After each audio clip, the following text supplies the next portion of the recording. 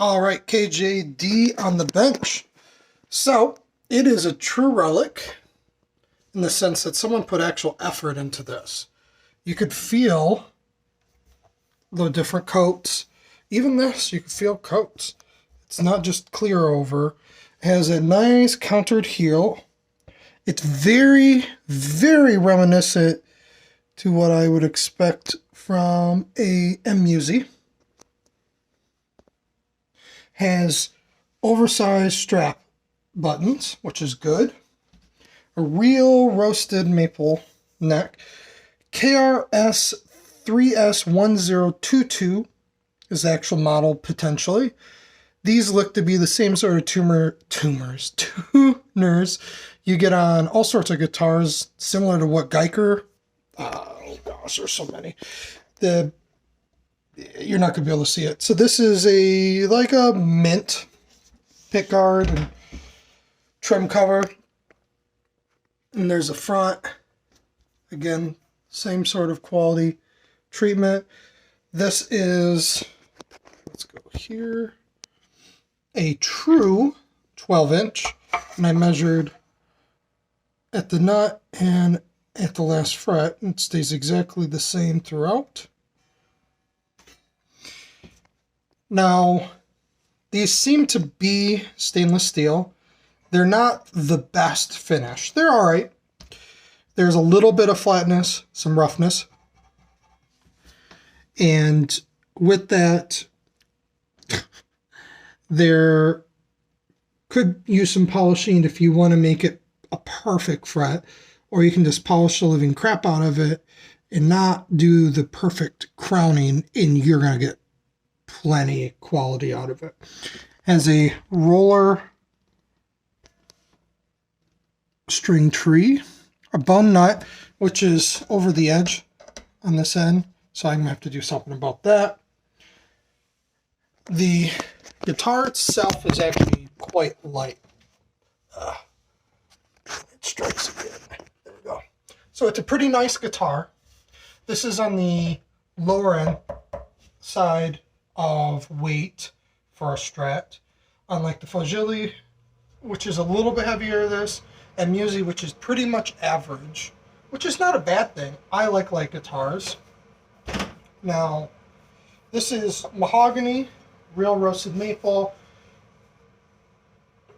I'm not confident that this is rosewood. It's pretty dark. It's similar, but for some reason it seems like it's not. It's dry, whatever it is. Ooh, some adjustment things. This was adjusted pretty high. About double what it should have been. For some reason I pulled my back, so I apologize. I keep repositioning. I don't know how that managed that. And there is, on the high E side, you can see the fingerboard pretty much all the way down.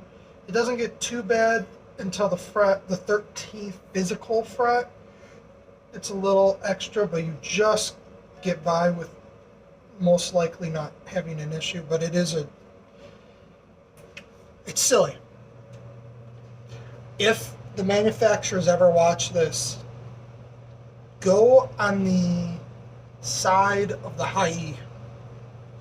The low E, it's very unlikely that you're going to fall off. If it's slightly short, go slightly more towards the high E.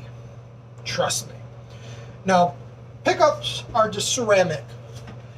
They have the normal rod, and this is 5.4, 5.87, and then 5.11. So it ironically goes moderate, high, low output in the capacity of the outputs of the pickups.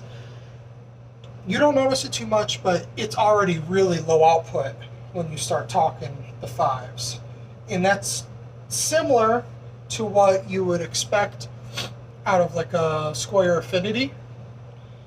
They're serviceable, but I would definitely upgrade. Now, this is actually pretty shallow. This is like 10.1 or 9.99, the saddles. So in reality, this is undersized. So using something even like, I have a string saver, which I won in a bid a while ago, and this is 10.2 to 10.4 depending on the tolerances of the part. So that's actually, I think this is 9, under 10. It's under 10. So that's going to widen the spacing a little bit at the bridge. Not a ton, just enough to make a difference. That way, if you use thick picks like I like to, you can comfortably. I used the thinner for me pick during the demo because my thicker pick was, when I was trying to do certain trills and things, not cooperating. Now, I will, if someone wants to know the exact weight, get the exact weight. This has those good string trees. The pickups have like a sandblasted matte top. Now, if they kind of done that to the whole situation here with all the plastics, it would be beneficial to the look, but they just did it here.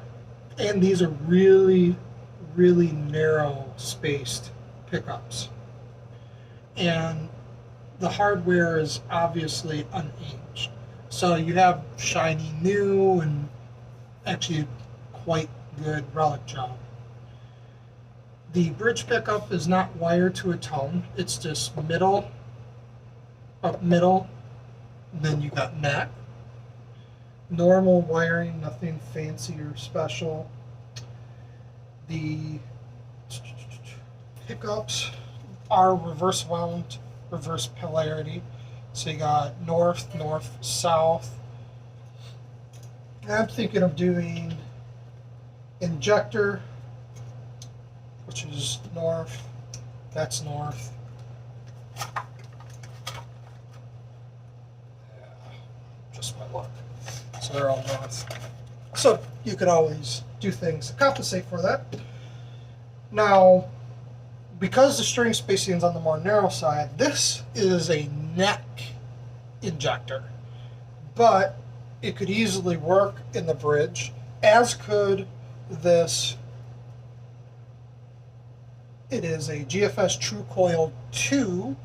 This is the 10K, and this is right around 8.6. This is about 9.2, so they're not terribly far off from each other, and the ohm resistance isn't going to be as much of a deal breaker as you would think if we swap, if this was in the bridge, because this could be lower output. I have not heard this pickup yet.